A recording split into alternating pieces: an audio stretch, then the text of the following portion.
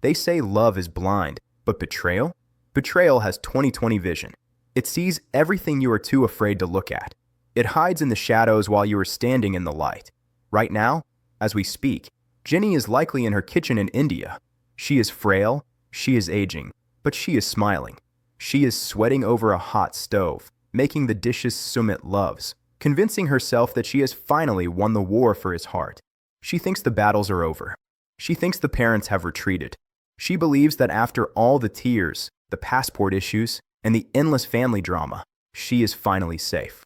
But while Jenny is battling for her health and fighting to keep their home a sanctuary, Sumit is out there feeding lies to the world. We have received an image that changes everything. It is a grainy, blurry, paparazzi-style photograph taken yesterday at 4 in the afternoon. It shows a dark corner of a café, far away from the neighborhood where Jenny and Sumit live. In the shadows, there is a man who looks exactly like Sumit, and he is not alone, but the person sitting across from him isn't Jenny. It isn't a male friend. It is a woman. And the way they are sitting, the way the shadows fall across their hands, tells a story that will break your heart. This isn't just a casual meetup. This is the smoking gun. This is the evidence of a secret double life that has been operating right under Jenny's nose. We have analyzed the silhouette. We have checked the history. This isn't just a friend. We believe this is the ghost from his past. This is the ex-wife. And the reason she is back will freeze your blood. Before we dive into the forensic evidence that exposes this deception, and before we reveal the dark backup wife conspiracy that threatens to destroy Jenny completely, I need you to take a split second. If you care about the truth and you want to support our investigation into the reality stars who think they can fool us, hit that like button right now. Make sure you are subscribed and have notifications turned on, because the story we are breaking today is developing fast, and you need to be the first to know when the next piece of evidence drops. Now let's look at the facts. Let's look at what we are calling the evidence locker. This photograph was sent to us by a fan who wishes to remain anonymous for their own safety. They claimed they were sitting 3 tables away. They said the atmosphere at Sumit's table was heavy, intimate, and secretive. Now, Sumit posted an Instagram story yesterday around the same time. The caption read, "Business meeting with the boys." He used a generic sticker, a picture of a coffee cup, and tagged a location that was 20 minutes away from this specific cafe. But lies always have cracks, and the truth always seeps through. Look at the photo we have. Look closely at the person across from him. That is not one of the boys. You can see the long hair cascading over the shoulder. You can see the silhouette of a blouse, not a business shirt. And if you zoom in on the hand resting on the table, the hand that Sumit is leaning toward, you can clearly see manicured nails. This was not a business meeting. This was a date. But it goes deeper than just a lie about who he was with. It is about body language. We consulted with a behavioral analyst to look at this image. When a man is in a business meeting, he leans back. He creates space. He is guarded or professional. In this image, Sumit is leaning in. His shoulders are hunched forward, closing the gap between him and this mystery woman. This is what experts call mirroring and intimate exclusion. He is excluding the rest of the world to focus entirely on her. Is he comforting her? Or is he reconnecting with her? The way his hand is positioned, hovering just inches from hers, suggests a level of familiarity that takes years to build. You don't sit like that with a stranger.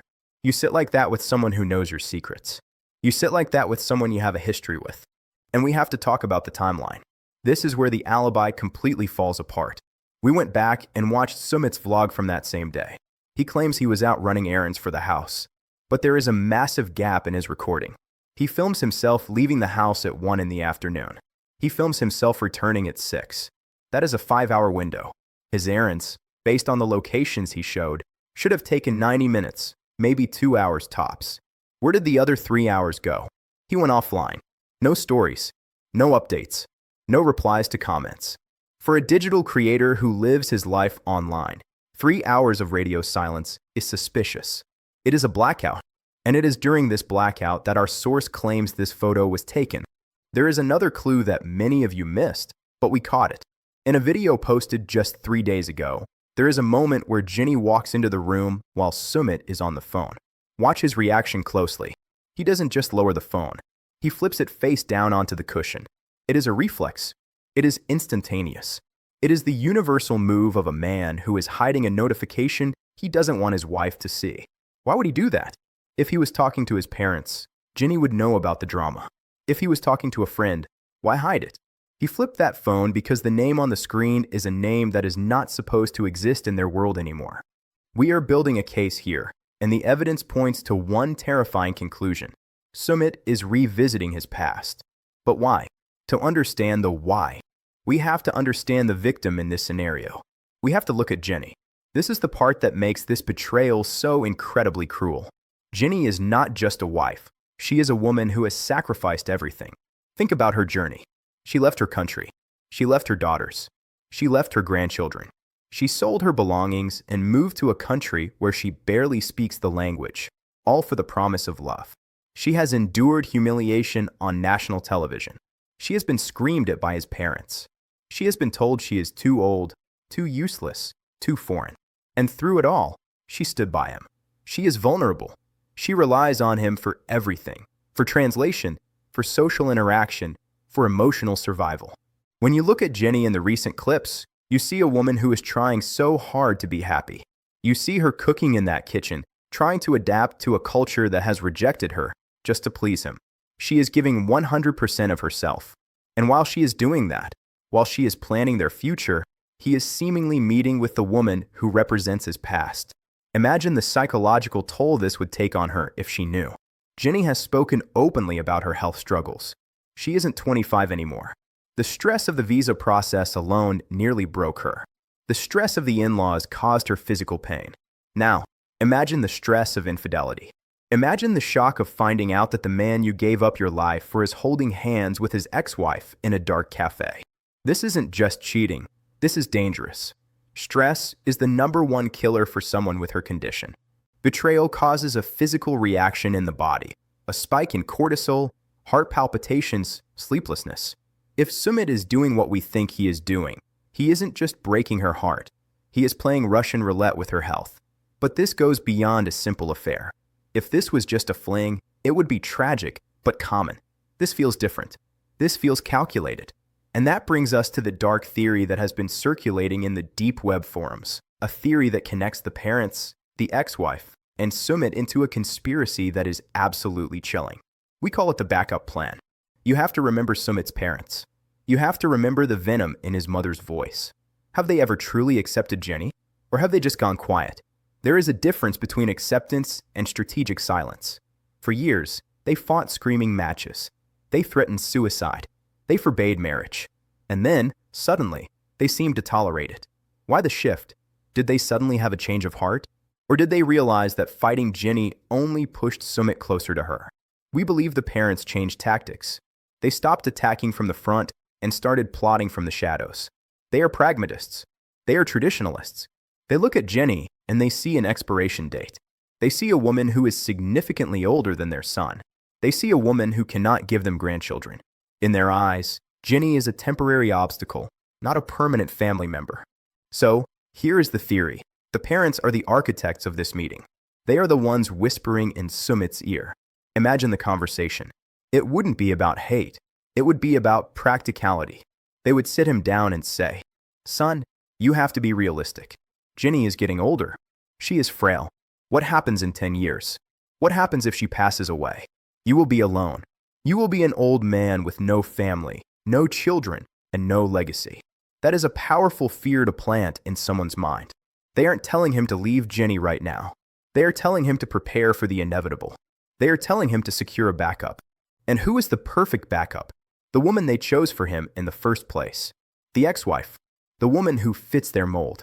The woman who shares their culture, their language, and their expectations. We have heard reports that the parents have maintained contact with the ex-wife this entire time. They never let her go. To them, she is the true daughter-in-law, and Jenny is just a placeholder. This meeting in the cafe? It likely wasn't Sumit's idea. It was likely a setup orchestrated by the mother, a reconnection under the guise of friendship or legal matters, designed to slowly reintegrate her into Sumit's life. They are playing the long game. They are waiting for Jenny to get sick, or for Jenny to get tired, or for Jenny to simply give up. And when she does, they want the replacement ready to step in immediately. This turns Sumit from a villain into something even more pathetic, a puppet. Is he being brainwashed? Is he being manipulated by the two people he fears the most, his parents? He has always been weak when it comes to standing up to them. We saw him lie to Jenny for years about his marriage because he was too afraid to tell his parents the truth. He is a man who avoids conflict at all costs. If his parents are pressuring him to see his ex, to keep his options open, he might be doing it just to keep the peace, not realizing that he is lighting a fuse that will blow up his entire life. But let's talk about the woman in the shadows. Who is she? We know very little about the first wife, and that is by design. The show kept her identity hidden. Sumit kept her identity hidden. She has been a ghost story, a warning, but never a fully formed person. But ghosts have a way of haunting the living. Why did they divorce? We were told it was because Sumit loved Jenny. But was it? Or was it forced? Was there lingering affection? They say you never truly get over your first marriage, especially if it ends in chaos. There is unfinished business there. There are words left unsaid. And if she is back, she isn't back to talk about the weather. Why return now? Sumit is now a minor celebrity. He has internet fame. He has a following. Maybe she sees that. Maybe she is jealous of the life Jenny is living. A life funded by the show, a life of leisure. Or maybe, just maybe, she is conspiring with the parents to reclaim her spot. In many traditional narratives, the outside woman is the villain, but in the eyes of Sumit's parents, Jenny is the outside woman, and the ex-wife is the rightful partner. This inversion of roles is terrifying for Jenny. She thinks she is the wife, but to the people who matter most in Sumit's life, his family, she is the intruder. And the ex-wife is the returning hero. If this theory holds water, then every smile Sumit gives Jenny on camera is tainted. Every "I love you" is hollow. Because while he is saying those words, he is keeping a secret that invalidates them. He is keeping a backup parachute packed and ready, just in case the plane goes down. And that is the ultimate betrayal. It is one thing to cheat out of lust. It is another thing entirely to cheat out of strategy. To keep a woman on the hook as an insurance policy? That is cold. That is calculated. And it is exactly the kind of plan his parents would come up with. We need to dig deeper into the psychology of this. Why do men like Sumit reconnect with exes?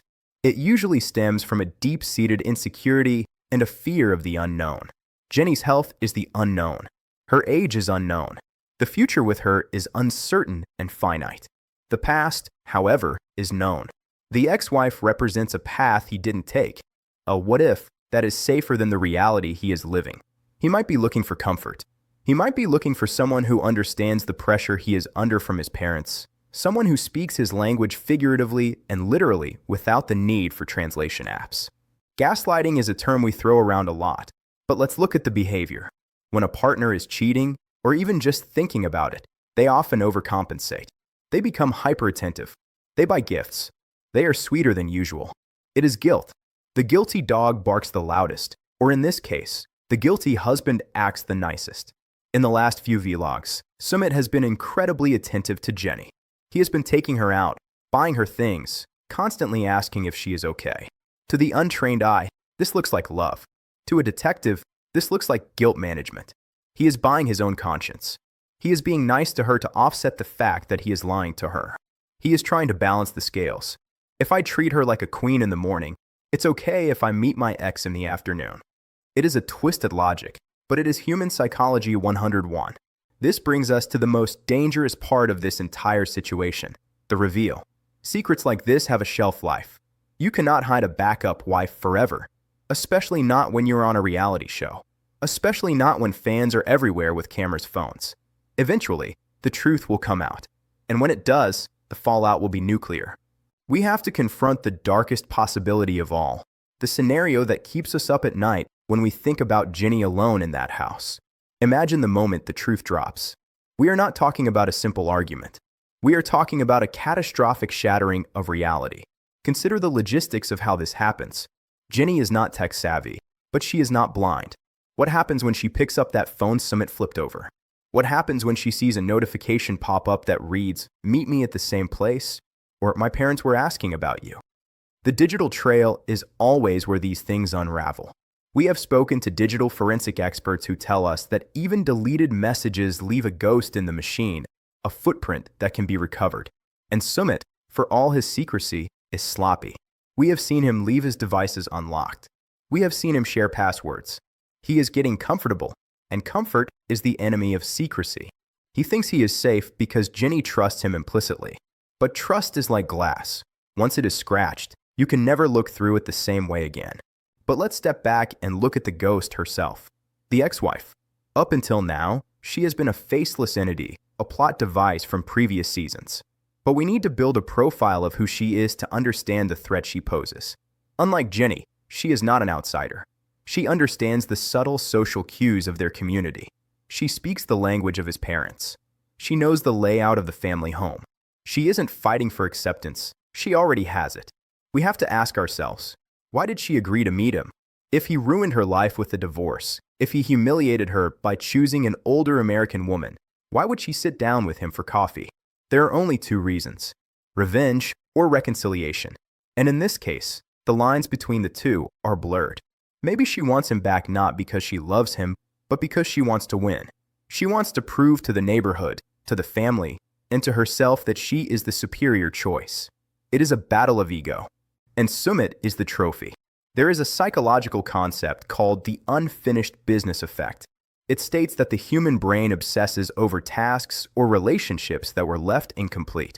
Their marriage didn't end because the love faded naturally. It ended because of external chaos. That means there is no closure. For Sumit, she represents a what could have been.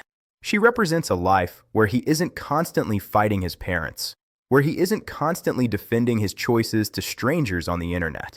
She represents ease. She represents a life of least resistance. And for a man who has been swimming upstream for years, the temptation to just float downstream, back into the arms of the familiar, must be overwhelming. Now, let's go deeper into the parent's role, because this is where the conspiracy turns sinister. We know his mother has a sharp tongue. We know his father is stoic but stubborn. But we are looking at this all wrong. We are looking at them as emotional villains. We need to look at them as dynastic strategists. In their culture, and in many cultures around the world, legacy is everything. The family name must continue. The bloodline must be preserved. Jenny, for all her love and devotion, cannot give them that. This is a biological deadlock. It is the elephant in the room that no amount of love can push out. The parents know this. They have likely done the math. They see Sumit essentially ending the family line. This is where the backup plan theory becomes the most plausible explanation for everything we are seeing. The parents are likely brokering a deal, a secret arrangement. They might be telling Sumit, fine, stay with Jenny for now. Take care of her. But you must maintain a relationship with your ex-wife. You must keep that door open. Because when nature takes its course, you will need a wife, and we will need a grandson. It is a chilling level of pragmatism. It reduces Jenny to a temporary guardian, a placeholder until the real life begins. It means that every time Sumit visits his parents, they aren't just drinking tea. They are strategizing his post-Jenny future. And if Sumit is listening to them, if he is nodding his head to this plan, then he is committing a betrayal of the soul. He is waiting out the clock on his wife's life. Let's analyze Sumit's recent behavior through the lens of a man who is living a double life. We talked about the phone flip, but look at the eyes. There is a behavior called duping the light. It is a micro-expression, a fleeting smile, or a flash in the eyes that appears when someone thinks they have successfully gotten away with a lie. Watch the vlog from last week, the one where he surprises Jenny with the new sari. Watch him when she turns around to look in the mirror. He looks at the camera. He smirks. It's quick, almost imperceptible. Is that the look of a loving husband? Or is that the look of a man who thinks, I bought her a gift. Now she won't ask where I was for 3 hours. It is a transactional interaction. He is purchasing her silence with fabric and jewelry. And we need to talk about the gaslighting. This is a term that gets misused, but in this context, it fits perfectly. Gaslighting is about making someone question their own reality. Jenny has intuition. She is a woman who has lived a long life. She knows when things feel off. We have seen moments where she asks him simple questions. Who was that? Where did you go? And watch how he answers. He doesn't just answer. He deflects. He turns it around. Why are you asking? Do you not trust me? After everything I did for you. He makes her feel guilty for having suspicions. He weaponizes her own insecurity. He knows she is insecure about her age and her place in his world. So he uses that to shut down her questioning. I am fighting the world for you, Jenny, and you ask me about a phone call. It is a masterclass in manipulation. It silences her. It makes her apologize for being suspicious, when in reality, her suspicions are the only thing protecting her. We also have to consider the financial angle. This is a part of the insider reports that is truly disturbing. Rumors are circulating that money is being siphoned. Reality TV pays, but where is that money going? Jenny and Sumit live modestly. But the ex-wife? Sources suggest she has been seen with new items, upgrades to her lifestyle that don't match her known income. Is Sumit paying hush money? Is he supporting two households? We know that in divorce settlements in India, alimony can be a major factor. But if the divorce was finalized years ago, why would money still be moving? Unless it's not alimony. Unless it's an investment. An investment in keeping her available. If Jenny were to see the bank statements, would she see withdrawals that coincide with these business meetings? Financial infidelity is often the first sign of physical infidelity. You follow the money, you find the mistress. But let's pause and look at the X factor from the ex-wife's perspective again. Why would she want him back? Sumit was not exactly a prize when they were married. He was secretive then, too. He was in love with another woman then, too. But power is a hell of a drug. There is a specific kind of satisfaction in being the one who remains. If she takes him back, or even just entertains him, she asserts dominance over Jenny. She becomes the constant, while Jenny becomes the variable. There is a theory that she doesn't even want him back as a husband. She just wants to destroy the relationship that humiliated her. She is the saboteur. By meeting him, by letting him hold her hand, she is planting a seed of destruction. She knows he is weak. She knows he will slip up. She is handing him the rope, knowing he will eventually hang himself with it. And what about the friends? Sumit's boys, the ones he tagged in that Instagram story. We need to look at them as accomplices. In these tight-knit circles, the bro code is stronger than the marriage vow. They cover for him. They provide the alibis. Yeah, Sumit was with us. We were at the café. If Jenny calls them, they lie for him without skipping a beat. This isolates Jenny even further. She has no allies here. Everyone she interacts with is Team Sumit. She is living in an echo chamber where the truth is filtered out before it ever reaches her ears. It creates a Truman Show reality for her. Everyone knows the plot except the star of the show. She is walking through a stage set, thinking it is her life, while the audience, the neighbors, the friends, the family, are all watching the drama unfold, waiting for the curtain to fall. Now, I want you to visualize the psychological state of Sumit right now. He is juggling fire. He is likely exhausted. Keeping track of lies is hard work. You have to remember what you said to whom. You have to remember which version of the truth you gave to Jenny and which version you gave to your parents. This exhaustion leads to mistakes. We are already seeing the cracks, the irritability in the videos, the sudden defensive outbursts. He is snapping at her more often. In a recent live stream, she corrected his English, something she has done 1,000 times playfully. But this time, his eyes went dark. He pulled away. He looked annoyed.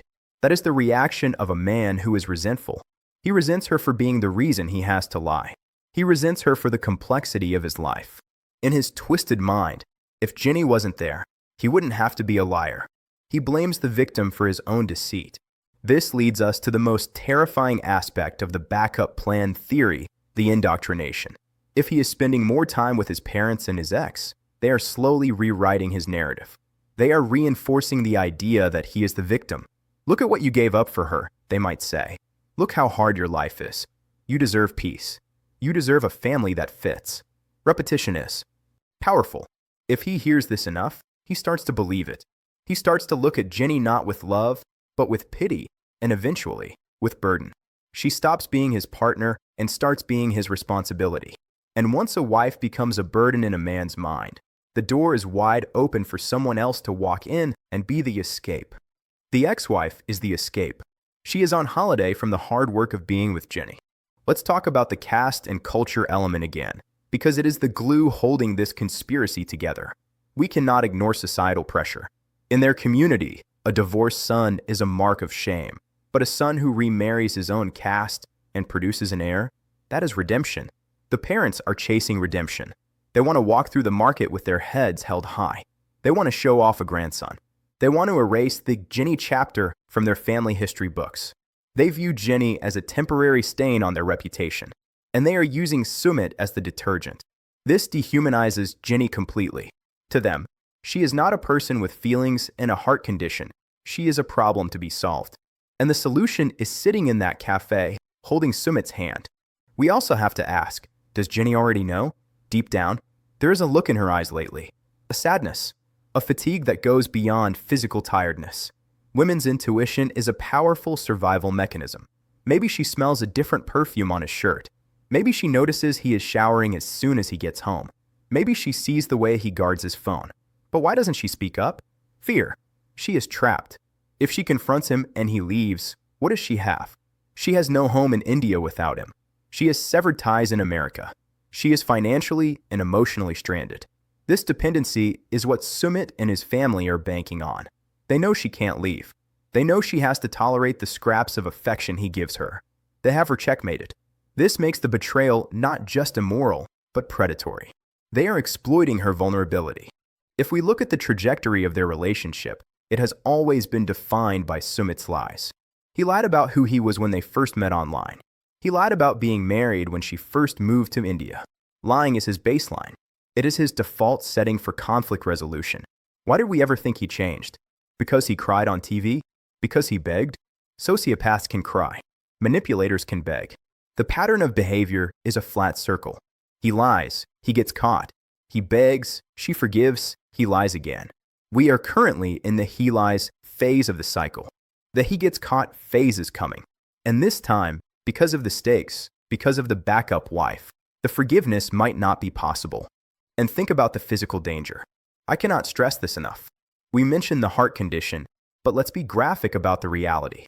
Stress releases cortisol. It constricts blood vessels. It raises blood pressure. For a woman her age with a history of health scares, a sudden traumatic shock, like walking in on your husband with his ex-wife, or finding a cache of secret text messages, could trigger a cardiac event. It is not an exaggeration to say that this secret has lethal potential. Sumit is walking around with a loaded gun pointed at his wife's heart, and the trigger is the truth. Every day he keeps this secret, he is adding pressure to the trigger. The silence from the network is also deafening. Usually, when rumors like this swirl, there are denials. There are statements. But right now, silence. Why? Because maybe the cameras are rolling. Maybe the production team knows. Maybe they are capturing this slow-motion car crash for the next season. If that is true, if they are letting this play out for ratings while Jenny's health hangs in the balance, then everyone is complicit. We are watching a tragedy being produced for entertainment. But we, the viewers, we the investigators, we see what is happening. We see the shadows moving in the background. We have to consider the exit strategy. If the parents have their way, how does this end? They don't want a messy divorce again.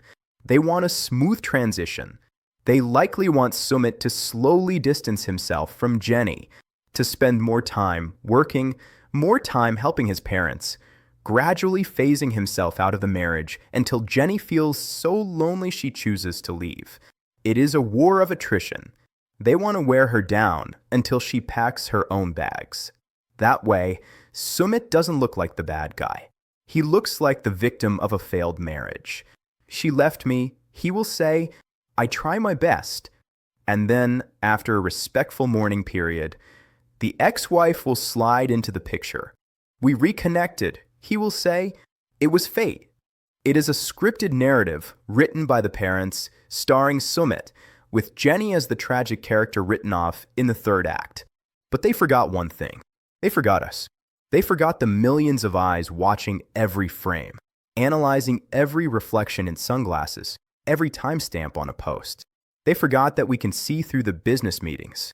They forgot that we can spot a manicure in a shadow. We are the variable they didn't account for. And we are not going to let them gaslight Jenny into an early grave without making some noise. As we move into the final phase of this investigation, we need to prepare ourselves for the confrontation that must happen. It is inevitable. Physics tells us that pressure cannot build forever without a release.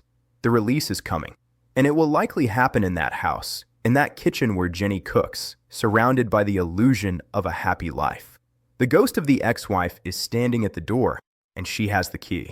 We are standing on the precipice of a disaster, And most people are too distracted by the edited reality of the television show to see the train wreck happening in real time. We have dissected the photo, we have analyzed the timeline, and we have exposed the chilling logic of the parents. But now we must walk through the fire. We must look at exactly how this double life collapses and what it will do to the woman who gave up her country for a lie. We have to talk about the psychology of the long con. This isn't a mistake Sumit made one afternoon. This is a compartmentalized existence. In psychology, compartmentalization is a defense mechanism where a person suppresses their cognitive dissonance by separating conflicting thoughts or behaviors into isolated rooms in their mind. In one room, Sumit is the dutiful husband to Jenny, the victim of his parents' cruelty. In the other room, the locked room, he is the dutiful son, the pragmatist, the man securing his lineage with his ex-wife. The danger is that he believes he can keep these doors locked forever. He believes he is smart enough to be two different men at the same time. But the walls are paper thin, and the house is catching fire. Let's script the nightmare scenario, because it is not a matter of if, but when. Imagine a Tuesday evening. The cameras aren't rolling. The crew has gone back to their hotels. It's just Jenny and Sumit in that quiet house. The air conditioner is humming.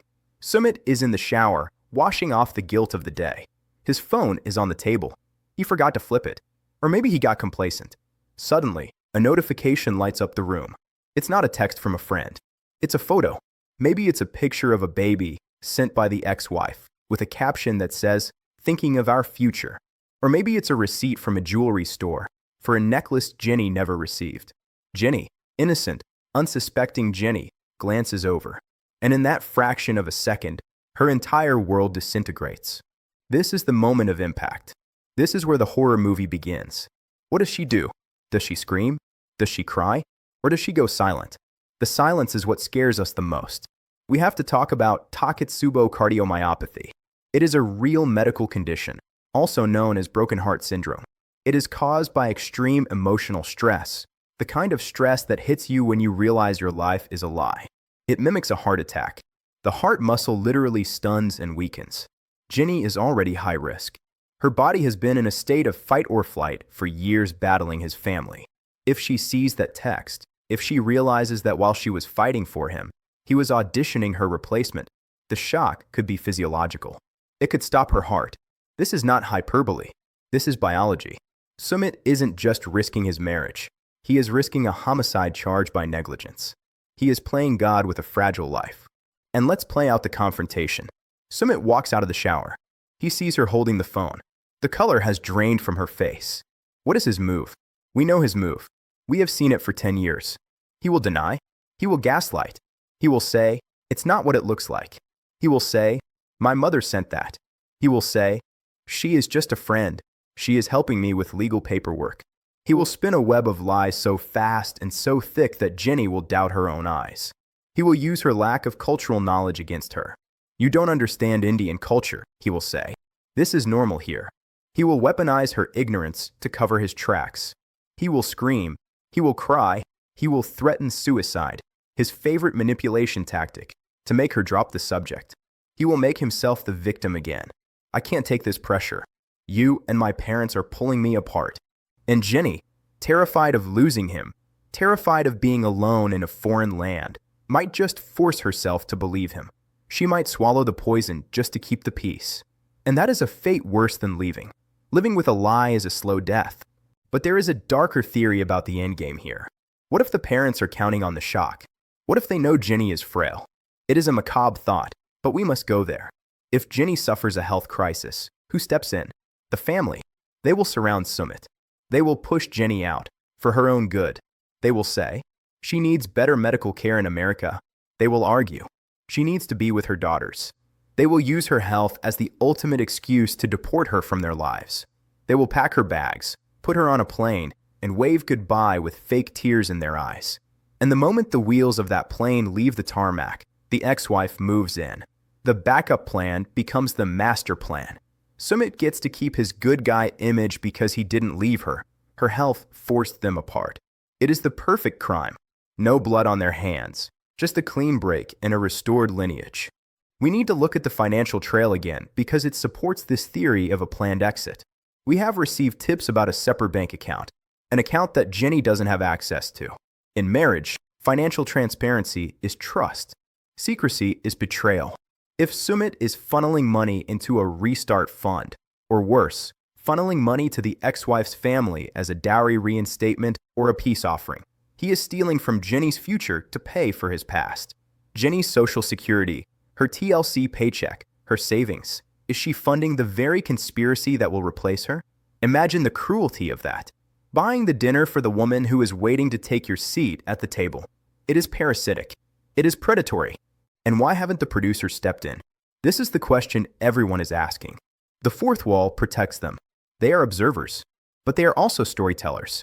They know that a cheating scandal is gold. They know that a backup wife, Ark, will secure another 3 seasons. They are not incentivized to warn Jenny.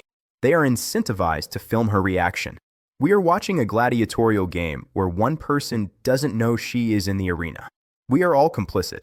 Every time we watch, every time we comment, we feed the machine that keeps them in this toxic cycle. But this time, the toxicity has turned lethal.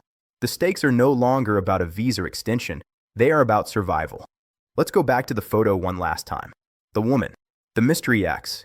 We have been digging into her background. While we cannot name her yet for legal reasons, the profile we are building is terrifyingly perfect for Sumit's parents. She is young. She is educated. She is from a good family. She is everything Jenny is not in the eyes of the caste system. But why is she single? Why is she available? Is she waiting? In traditional circles, a woman who has been divorced carries a stigma. Remarrying her first husband might be her only path to social redemption, just as it is his. They are 2 broken pieces of a puzzle that fit together perfectly, and Jenny is the piece that doesn't belong. This isn't just a romantic affair. This is a social contract being renewed. It is bigger than love. It is about duty. And Sumit has always chosen duty over love when the pressure gets too high. So what is the psychology of the backup plan from Sumit's perspective? He probably tells himself he is doing it for Jenny. I don't want to worry her. I am handling my parents so she doesn't have to. He reframes his betrayal as protection. He tells himself that by keeping the ex-wife on the back burner, he is keeping the peace with his parents, which in turn keeps the peace for Jenny. It is a twisted, narcissistic logic. He is the hero in his own head, juggling these impossible women, bearing the burden of everyone's happiness. But he isn't a hero. He is a coward. A hero tells the truth, even when it hurts. A coward hides in the dark corners of a café and holds hands with the past because he is too afraid to face the future. We are reaching the end of this broadcast, but we are only at the beginning of the truth. The photo we showed you in the beginning is just the tip of the iceberg. The silence from Sumit's camp since we teased this story on Twitter has been deafening. No denials. No fake news posts. Just silence. And silence, in the world of social media, is an admission of guilt. They are scrambling. They are trying to get their story straight. They are likely deleting messages, burning receipts, and coaching the ex-wife on what to say if the press calls. But they are too late. The internet is forever. The eyes of the fans are everywhere. We have to ask the ultimate question. Is Sumit protecting his future by destroying his present? Is he so terrified of being alone that he is willing to kill the spirit of the woman who loves him? The answer seems to be yes. He is building a lifeboat while Jenny is still scrubbing the deck of the Titanic. He is preparing for the crash while she is still admiring the view. It is the ultimate betrayal of trust. It is not just cheating, it is erasing her. It is invalidating every sacrifice she has ever made. Now, I need you to listen to me very carefully. This is the call to action. This is where we stop being passive viewers and start being a force for truth. We need to protect Jenny. She is isolated. She is alone. She does not see what we see. Do you think she knows? Deep down, in the quiet moments of the night, does she feel the shift in the universe? Or is she blinding herself to survive? We need to wake her up before the shock kills her. We need to make sure she sees this evidence before she walks into a trap she can't walk out of. Should we tag her? Should we send this video to her daughter? Or will that be the stressor that pushes her over the edge? It is a moral dilemma. But keeping her in the dark is leaving her defenseless. Look closely at the photos we have linked in the description below. We have enhanced them. We have compared the jewelry. Tell us, is that the ex-wife? Do you recognize the ring? Do you recognize the profile? We need the hive mind. We need your eyes. And here is the promise I am making to you right now. We are not done. We have sent a private investigator to that cafe. We are currently negotiating for the security footage from the establishment next door, which has a clear view of the patio where Sumit was standing after the meeting. We are tracking down the boys he claimed to be with. We are going to blow this wide open. Part 2 is coming next week. And let me tell you, if you thought the photo was bad, wait until you hear the audio recordings we have obtained. You do not want to miss the truth. You do not want to miss the moment the mask falls off. Subscribe to the channel right now. Hit the bell icon. Do not let them bury this story. Share this video on Reddit, on Facebook, in every 90-day group you are a part of. Force them to address it. Force Sumit to look into the camera and lie to us again. We are watching Sumit. We know about the backup wife. And soon, Ginny will know too. The clock is ticking. The game is over.